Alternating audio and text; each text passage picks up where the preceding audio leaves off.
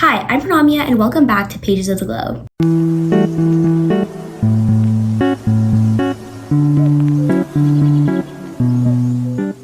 So if you're new to my channel or you just want a quick refresher of what my channel is about, I essentially post videos about short stories and poems. I'll read them aloud and then I'll give you a quick analysis on them and I'll tell you about maybe what historical context they come from or a little about the author, why the author chose to write this, things like that. If you want to know more, you can always check out the introductory video on my channel, but without further ado, let's get on with the video. So today, the short story that I'm going to be reading is called The Yellow Wallpaper by Charlotte Perkins Gilman. Now, before I actually continue with this story, I do want to talk to you guys a little. I feel like it's been so long. I normally post around 25 videos every year, or every summer specifically, and so I don't get to interact with you guys as much as I'd like, because if you guys comment something in like August, then I won't really be able to get back to you until like May, June, July, which kind of sucks, which is why if you're watching this right now in the summer, please comment down below what short story you would like me to read next so that I can get back to you right now, because I love being on this channel, but it's a little hard for me to do that during like the school year. So I sound as if I'm like an internet celebrity with my 200 followers, but I'm not. Anyway, let's get back on with the video. I have noticed that a lot of people don't like that I like give this little spiel about who the author is and yada yada yada. So I will post down here, like I'll post right here where you want to skip to in the video if you just want to hear the short story. That is totally understandable, and then just the analysis. But right now in the beginning segment, I always talk about the author a little. So who was Charlotte Perkins Gilman? Actually, before I talk about that, I want to talk to you about the short story that I'm reading today. So The Yellow Wallpaper by Gilman, this is a very chilling tale. It is possibly, I would say it is one of the most powerful pieces of literature in American literature in general. It follows this tale about this woman descent into madness after she is confined into a room by her husband under the guise of a rest cure, which was a very popular thing at the time. And I will go more into this during the analysis, but there is a lot of historical context to understand here. But on the surface, we just see this almost crazy woman that's essentially going insane. However, underneath all of that, there is a much more meaningful and deep message, I believe, and I think that could still be applicable to today. So who was Charlotte Perkins Gilman? She was born in 1860 and she passed away in 1935. And she was an American writer, lecturer, and social reformer, best known for her work in the women's rights and women's mental health. Let me move this ring light. That's so much better. Okay.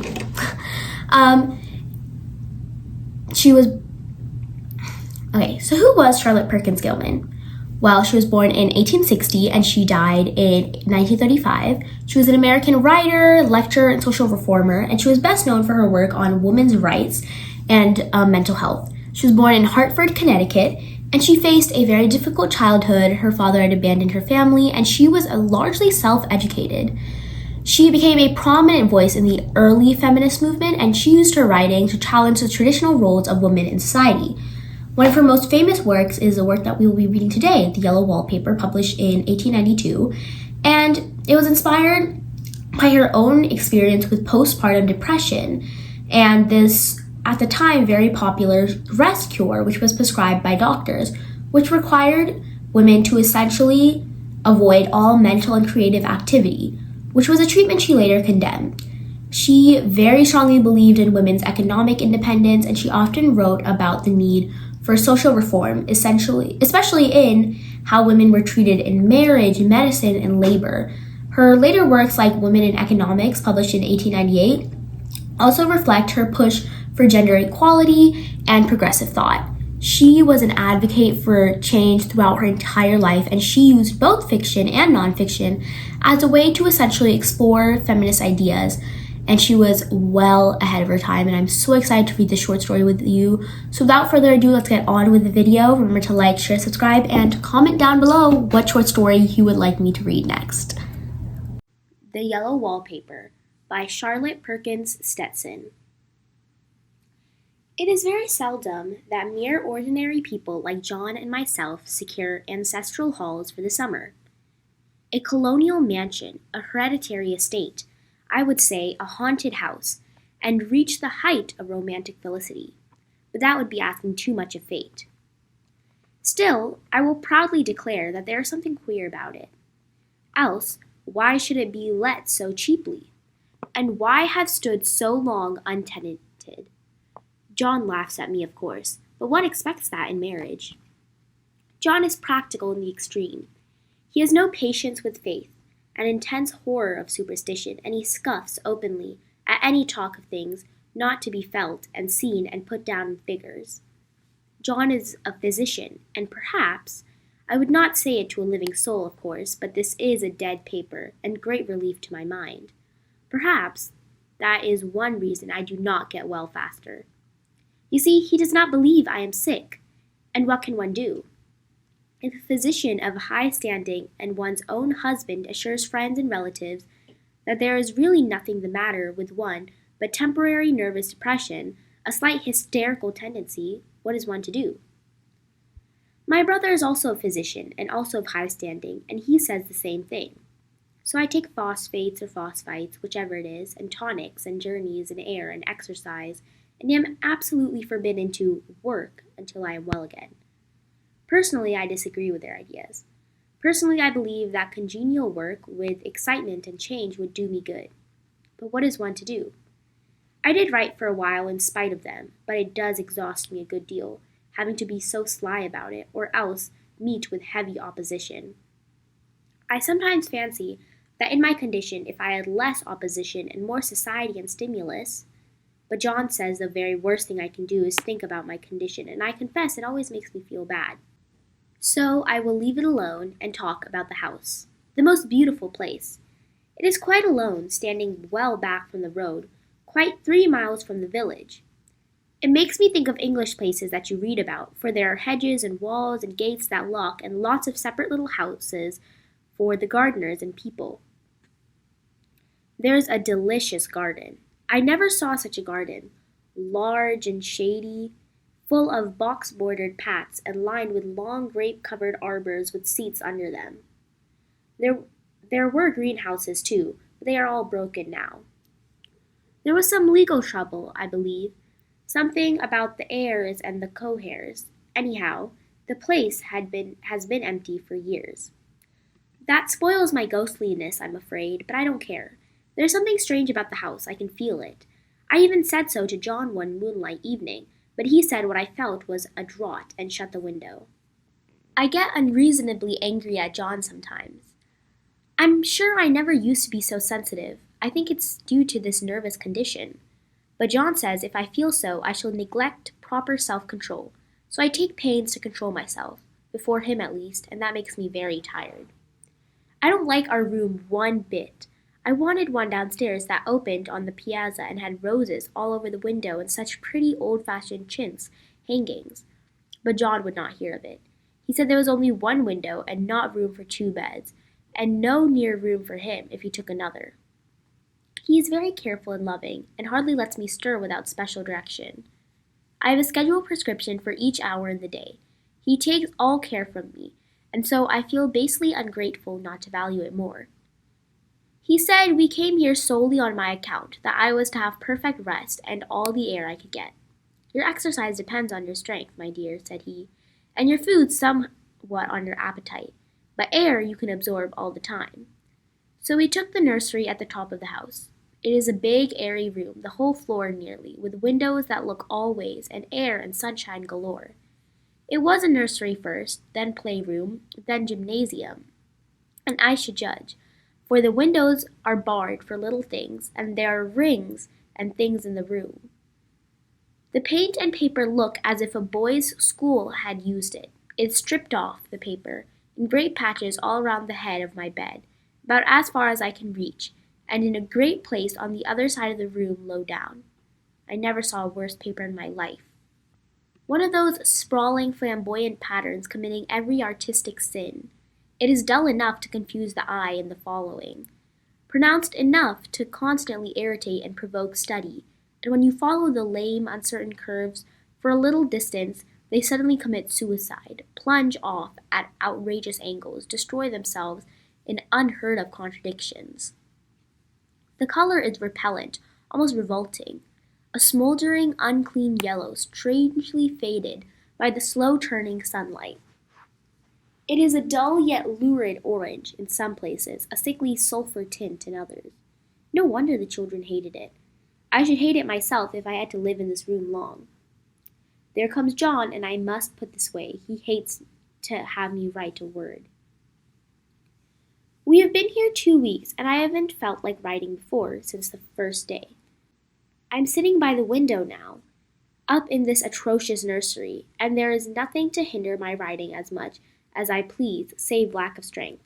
John is away all day, and even some nights when his cases are serious. I'm glad my case is not serious, but these nervous troubles are dreadfully depressing. John does not know how much I really suffer. He knows there is no reason to suffer, and that satisfies him. Of course, it is only nervousness. It does weigh on me not to do my duty in any way. I mean, to be such a help to John, such a real rest and comfort, and here I am, a comparative burden already. Nobody would believe what an effort it is to do what little I am able, to dress, to entertain, and order things. It is fortunate Mary is so good with the baby, such a dear baby. And yet I cannot be with him. It makes me so nervous. I suppose John was never nervous in his life. He laughs at me so about this wallpaper.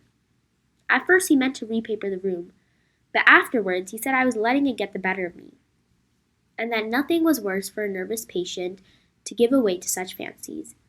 He said that after the wallpaper was changed, it would be the heavy bedstead, and then the barred windows, and then the gate on the head of the stairs, and so on.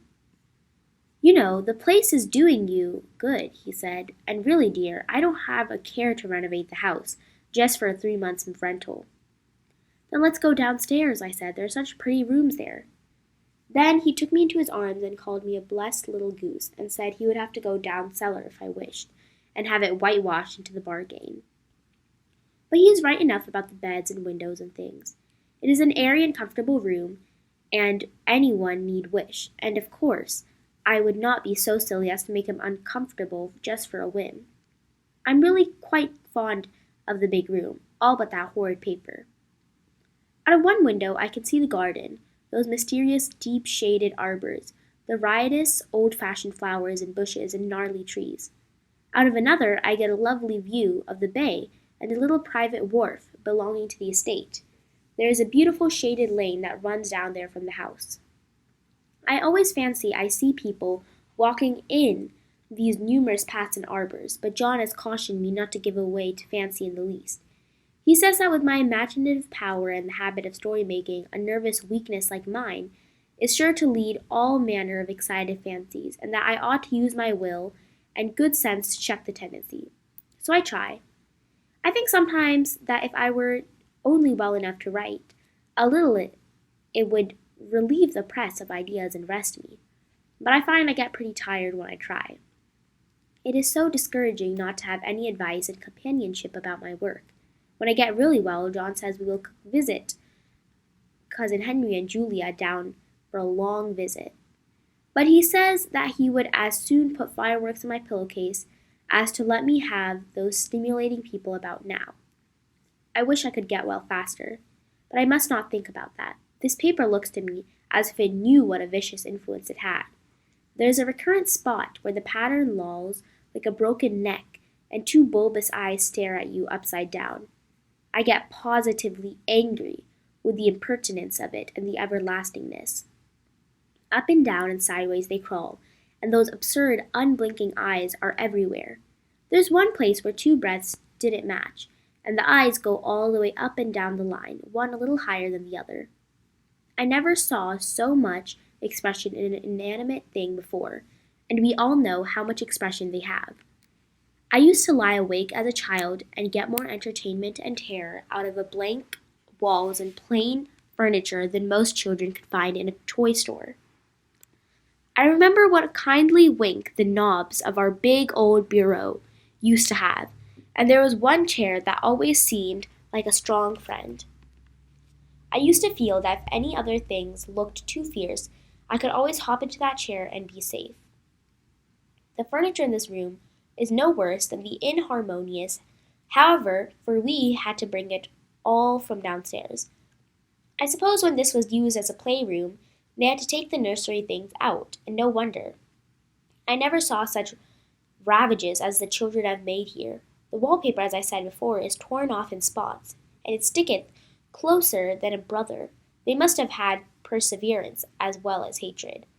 Then the floor is scratched and gouged and splintered, the plaster itself is dug out here and there, and this great heavy bed, which is all we found in the room, looks as if it had been through the wars. But I didn't mind it one bit, only the paper. There comes John's sister, such a dear girl as she is, and so careful of me. I must not let her find me writing. She is a perfect and enthusiastic housekeeper, and hopes for no better profession. I verily believe she thinks it is the writing which made me sick. But I can write when she is out, and see her a long way off from the window. There is one that commands the road, a lovely shaded winding road, and one that looks just off over the country. A lovely country, too, full of great elms and velvet meadows. This wallpaper has a kind of sub-pattern in a different shade, a particularly irritating one, for you can only see it in certain lights, and not clearly then. But in the places where it isn't faded, and where the sun is just so, I can see a strange, provoking, formless sort of figure that seems to sulk around behind that silly and conspicuous front design. There's sister on the stairs. Well, the 4th of July is over. The people are all gone, and I am tired out. John thought it might do me good to see a little company, so we just had Mother and Nellie and the children down for a week. Of course, I didn't do a thing. Jenny sees to everything now, but it tired me all the same. John says if I don't pick up faster, he shall send me to Ware Mitchell in the fall. But I don't want to go there. I had a friend who was in his hands once, and she said he is just like John, my brother, only more so. Besides, it is such an undertaking to go so far. I don't feel as if it was worth while to turn my head over for anything. I'm getting dreadfully fretful and querulous. I cry at nothing and cry most of the time.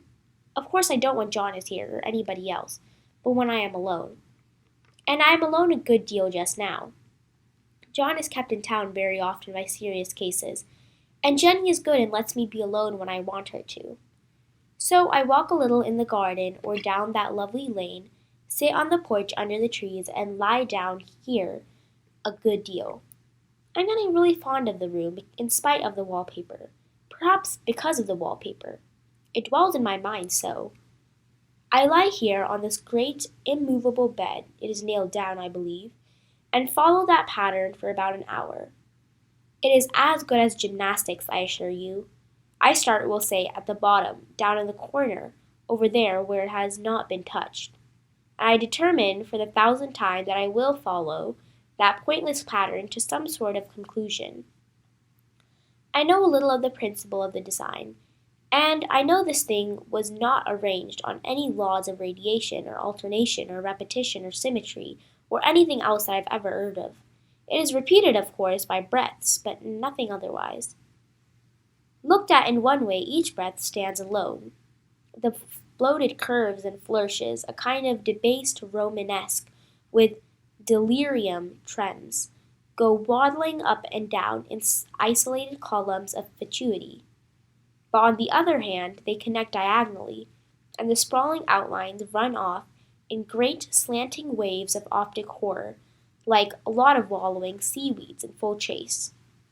The whole thing goes horizontally too, at least it seems so, and I exhaust myself in trying to distinguish the order of its going in that direction.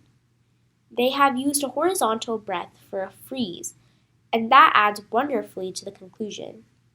There is one end of the room that is still almost intact, and there, where the crosslights fade and the low sun, shines directly upon it, I can almost fancy radiation after all. The interminable, grotesque seem to form around a common center and rush off into headlong plunges of equal distraction. It makes me tired to follow it. I guess I should take a nap. I don't know why I should write this. I don't want to. I don't feel able. and I know John would think it's tonics and things, to say nothing of ale and wine and rare meat. Dear John, he loves me very deeply and hates to see me sick. I tried to have a real earnest, reasonable talk with him the other day to tell him how I wish he would let me go and make a visit to Cousin Henry and Julia, but he says I wasn't able to go, nor able to stand it after I got there. I did not make a very good case for myself, for I was crying before I had finished. I think it is getting to be great effort for me just to think straight. Just this nervous weakness, I suppose. And dear John gathered me up in his arms and just carried me upstairs and laid me on the bed, and sat by me and read to me till it tired my head. He said I was his darling and his comfort, and all he had, and that I must take care of myself for his sake, and keep well.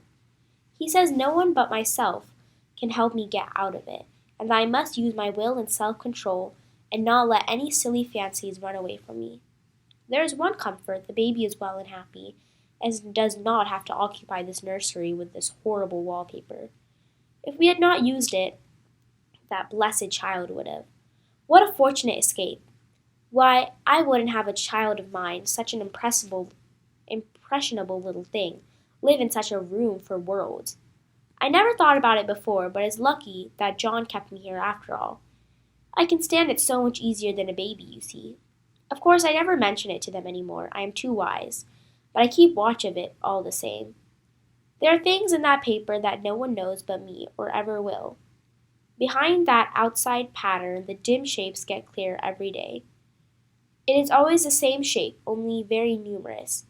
And it is like a woman stooping and creeping about behind that pattern. I don't like it one bit.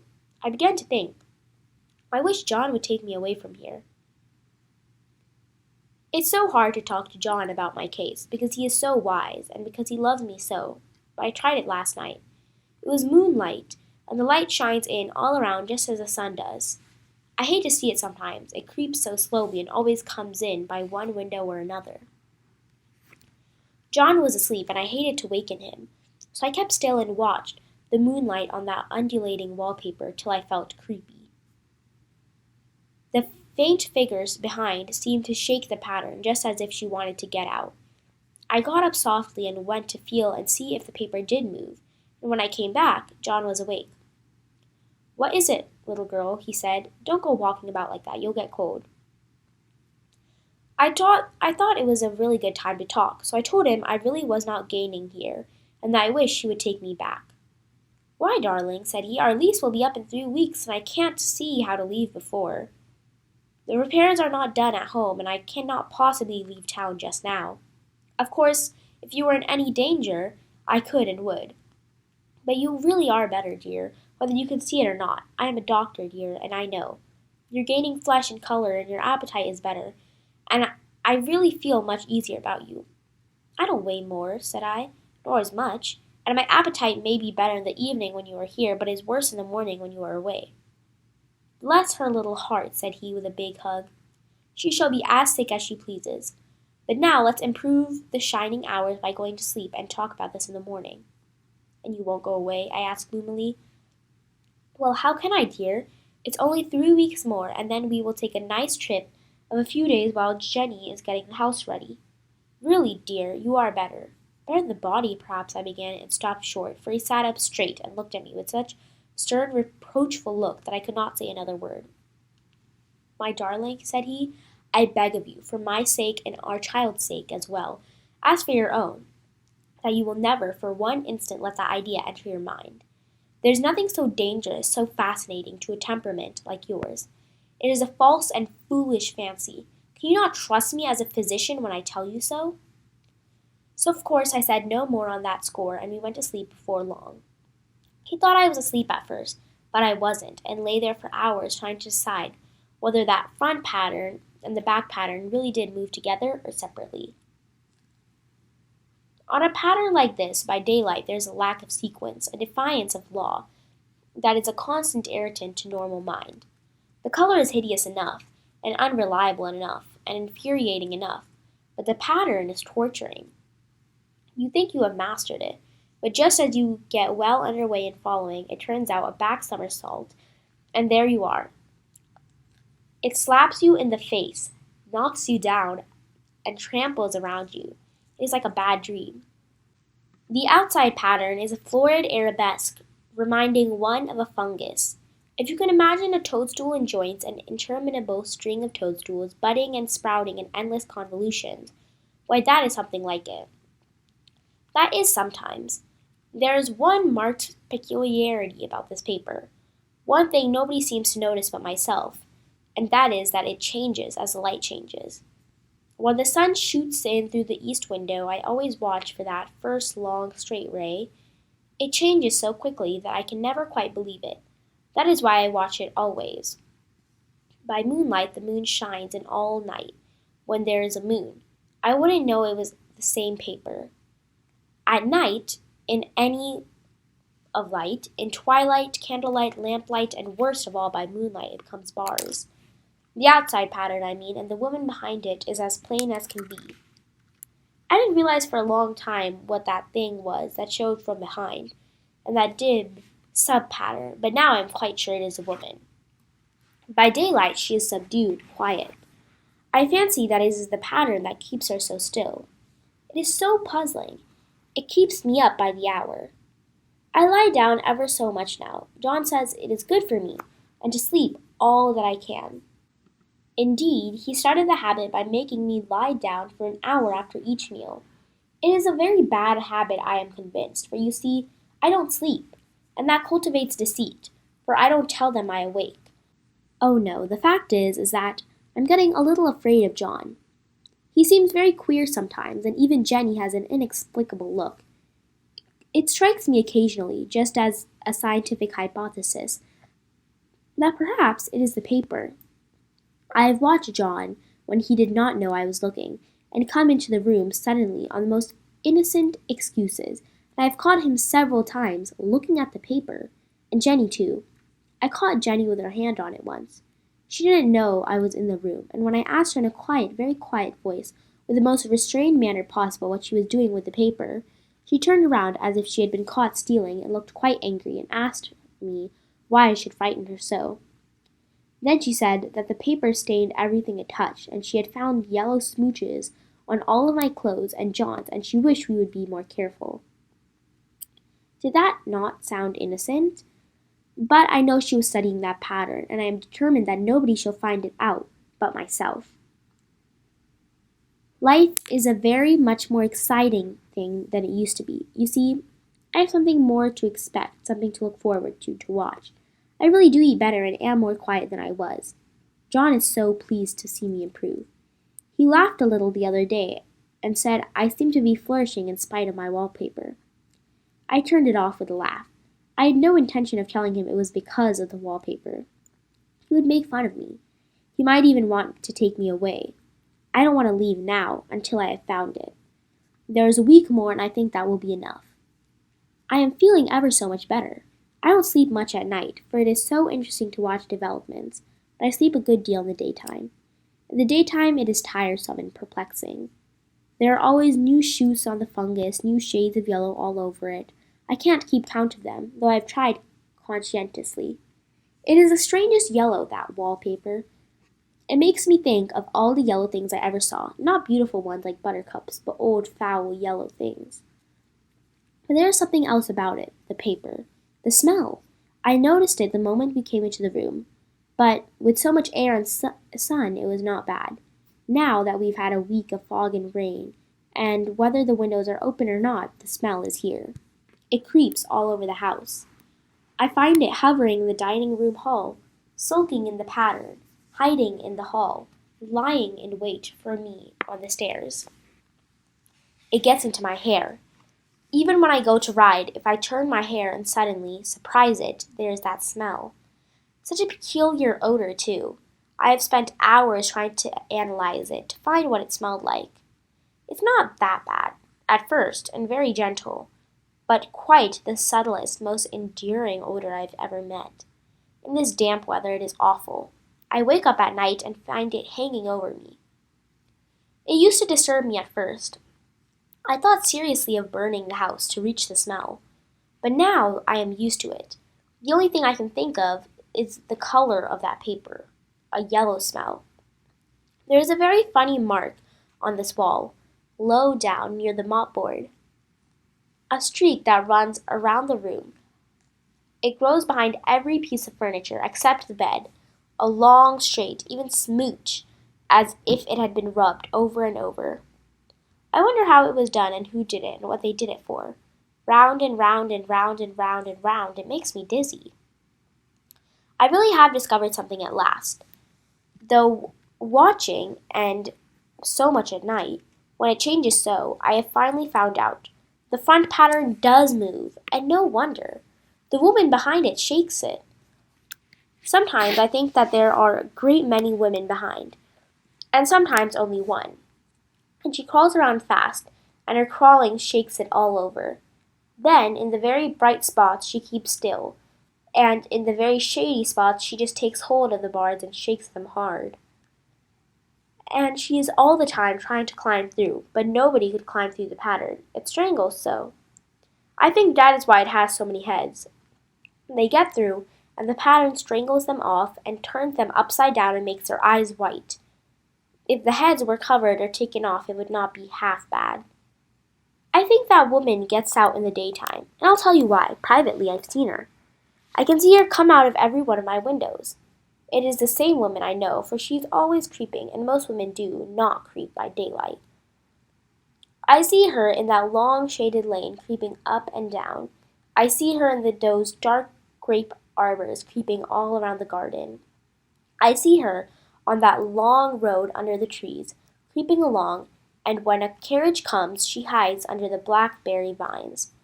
I don't blame her a bit. It must be very humiliating to be caught creeping by daylight. I always lock the door when I creep by daylight. I can't do it at night, for I know John would suspect something at once. And John is so queer now that I wouldn't want to irritate him. I wish he would take another room. Besides, I don't want anybody to get that woman out at night but myself. I often wonder if I could see her out of all the windows at once. But turn as fast as I can only see her out of one at a time. And though I always see her, she may be able to creep faster than I can turn. I watch her sometimes away off in the open country, creeping as fast as a cloud shadow in a high wind. If only that top pattern could be gotten off from the under one. I mean, to try it, little by little. I have found out another funny thing, but I shan't tell it this time. It does not do to trust people too much. There are only 2 more days to get this paper off, and I believe John is beginning to notice. I don't like the look in his eyes. And I've heard him ask Jenny a lot of professional questions about me. She has kept a very good report to give. She says I sleep a lot in the daytime, and John knows I don't sleep very well at night, for I am so quiet. He asks me all sorts of questions too and pretends to be loving and kind, as if I couldn't see through him. Still, I don't wonder.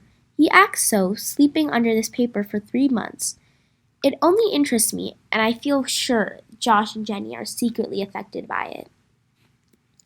Hurrah! It is the last day. But it is enough. John to stay in town overnight and won't be out until this evening. Jenny wanted to sleep with me, the sly thing, but I told her I should undoubtedly rest better for a night all alone. That was clever, for really I wasn't alone a bit. As soon as it was moonlight and that poor thing began to crawl and shake the pattern, I got up and ran to help her. I pulled, and she shook. I shook, and she pulled, and before the morning we had peeled off yards of that paper. A strip about as high as my head and half around the room. And when the sun came and that awful pattern began to laugh at me, I declared I would finish it today.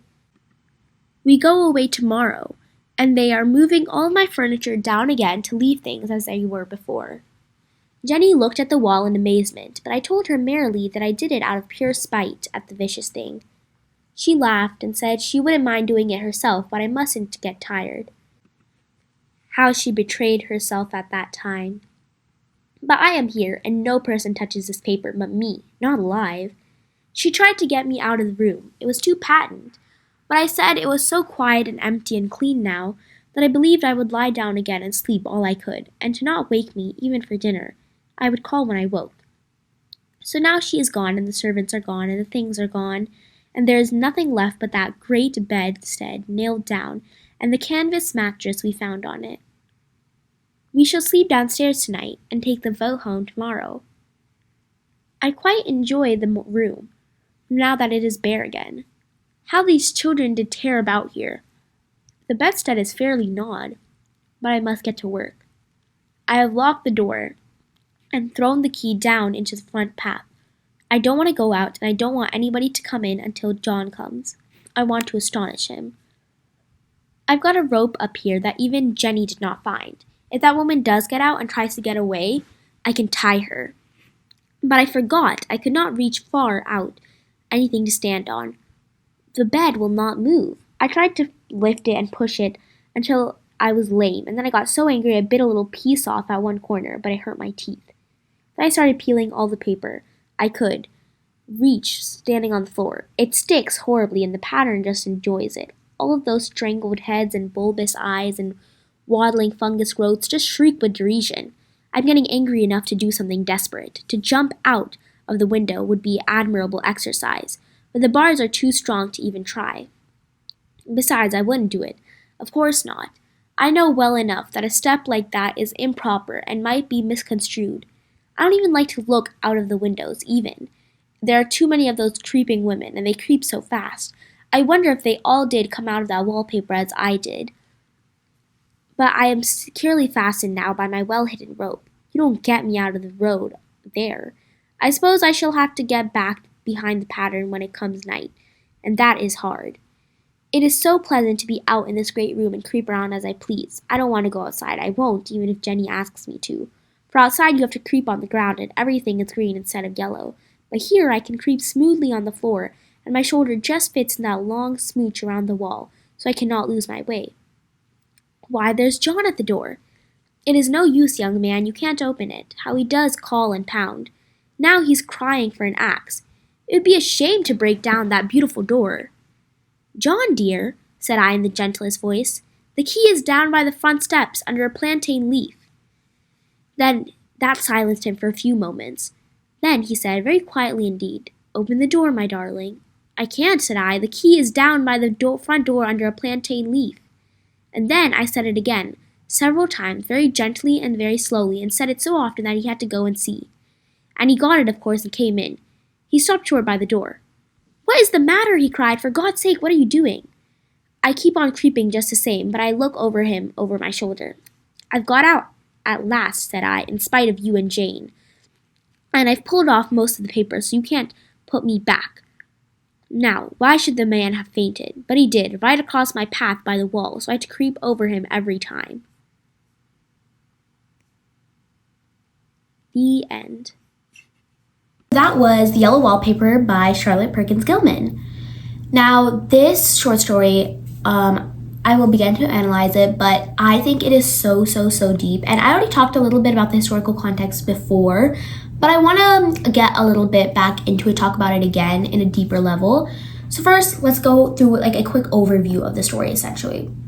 So it was a short story written in 1892, and it takes form in a series of like secret journal entries by someone who is going through something that we now would call postpartum depression, which is where someone who has just gone through labor, just had a child, is now in a very like depressed state because they don't know what to do with themselves, whatever it may be.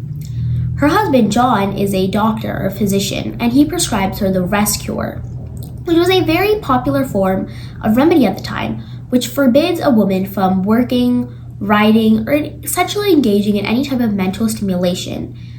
And it said that that will tire a woman out, because it's so hard just to meet with someone and talk to them. So essentially, she is locked inside this terrible room.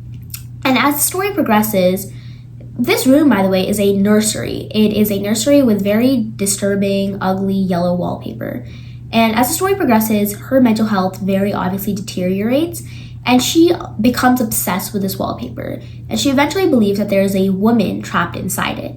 And then in the climactic final scene, she tears it all down in this manic frenzy, symbolizing this type of psychological break or this like radical act of rebellion. I have to say, as I was reading the story, I really expected her to, I thought what was going to happen is that she was eventually going to, like, you know, stop following whatever her husband tells her. I didn't even realize, for like the good chunk of the story, I did not think she was going through postpartum. I thought she was going crazy because of the stuff her husband was giving her. I was like, he's poisoning you, babe, and you need to stop taking that medicine right now. But obviously that's not what happened. I think in his own way, the husband was trying to help. However, it obviously was not working. Now, it is important, I talked about the historical and social context. It is important to understand that women's mental health in the 19th century, understanding of it in general, not just women's, but mental health in general was very primitive, but especially for women. So any type of emotional distress or depression was often labeled as hysteria.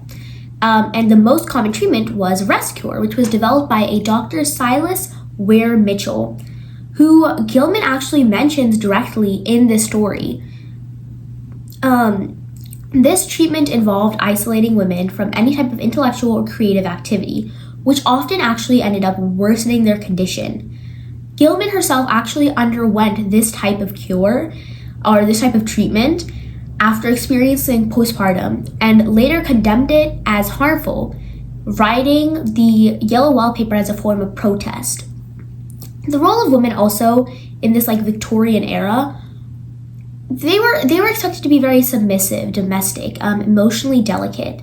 And so the story very obviously like critiques the way their voices were silenced, both in medicine and marriage. Her husband often speaks over her, he dismisses her thoughts, he makes decisions for her under the guise of like love and rationality. There's this line that says, "John laughs at me, of course, but one expects that in marriage." And it's like, what? This line reflects the patronizing way that women's ideas and emotions were often ridiculed, and even within these supposedly supportive relationships. So this story is told with first person journal entries, right? So this makes us like very, very, like we get a very short, a very narrow thought, like a very narrow point of view with things. And so as her writing becomes more and more erratic, we are like experiencing her descent into madness firsthand. This story has so much symbolism in it. I'm just going to go through first of all, the biggest one, the yellow wallpaper. What does this yellow wallpaper represent? Well, in this case, I believe that it just represents the oppressive structure that has trapped women mentally, physically, and socially. The narrator sees a woman trapped behind this pattern, right? But that kind of mirrors her own feeling of entrapment. She is stuck in this room, which was originally a nursery. I feel like that is such an interesting little detail about the story, is that this used to be a nursery. And I feel like if you just give it a couple seconds of thought, you'll probably be able to connect the thought that this room symbolizes the almost infantilization of women. Though she is a grown woman and a mother, she is being treated as a little child who is being locked away and supervised at all times of the day. Like, just hearing about what she was going through made me so mad, so furious, because I was like, even now, as someone who is probably considerably younger than her, I have so much more freedom than she has. Now, who is this woman behind the wallpaper? This is a powerful metaphor for women everywhere who are trapped in these restrictive roles. The narrator's identification with her shows how the suppression of identity leads to a psychological breakdown. Now, there are a lot of themes in the story with mental health, gender roles and patriarchy, identity and selfhood. But from a feminist perspective, this wallpaper, I would say, the yellow wallpaper is a foundational text. It exposes the institutional silencing of women through marriage, medicine, and culture. Gilman herself has stated that she wrote the story to save people from being driven crazy as she had nearly been. It speaks to the need for female autonomy, creative freedom, and respect for women's experiences. And I wish that I could say that this is something that doesn't happen now. And yes, I would say postpartum is being dealt with so much more seriously now. However, I cannot understate how much the attack that is currently happening on women's autonomy right now, currently in the US today. And I could have taken the easy route. I think I could have connected this to so many other things that are going on in third world countries, but I don't think that would be a apt decision to make, especially when there's so much political strife happening right now in this country that is supposed to be supposedly the land of freedom, and where the story is taking place currently right now. I just feel like it is so important for us to realize, to wake up from this, and to understand what is truly happening to us, what is happening to women's rights, not just women's rights, but any type of minority, any type of marginalized community, what is happening with them. The political decisions that are currently happening, I do not think are good for anyone in this country, no matter who you are, whether you are a man, whether you are a woman, whether you identify as something else completely, whether you are gay, whether you are straight, whether you could be a furry for all I care. I do not think that any political decision that is currently being made is helping us. I think we were told something. We were told that the person that is currently in office would do something for us, and he is not doing that now. And I think that after reading this short story about something that happened hundreds of years ago, almost a century ago, why are we connecting with it today? That is not something that should be happening. We should be looking at this story as something of the past, and unfortunately, it brings to mind, it almost feels like it's something that people can connect to rather than something they can just simply feel sympathy for. And I think that is a very powerful theme in itself, and I think that's something we should be reflecting over. I don't think it matters about what party you are in, what political party you identify with. I think that this story has definitely, it is so interesting. And I will say, when it was first released, it was initially dismissed by many male critics, but it is now considered a landmark in feminist literature, and it is taught in classrooms as a psychological horror story and a case study in women's mental health, and a powerful critique of 19th century gender roles. Mind you, that is 19th century gender roles, not the 21st. We need to understand, and we need to ensure that this type of story never comes about again in this century, and I think that's so important. Gilman went on to write many more feminist works, but this remains her most enduring. It is a vivid, terrifying, and deeply personal portrayal of a woman breaking under the weight of societal expectations. Please comment down below any other short stories you'd like me to hear, like me to read. I understand that politics is something that is coming up in every single thing that we see today, but I think this is a specific story in which it had to come up, just because if it didn't come up in this story, where else would it have? Without further ado, that is the end of this video. Remember to like, share, subscribe, and comment down below which short story you would like me to read next.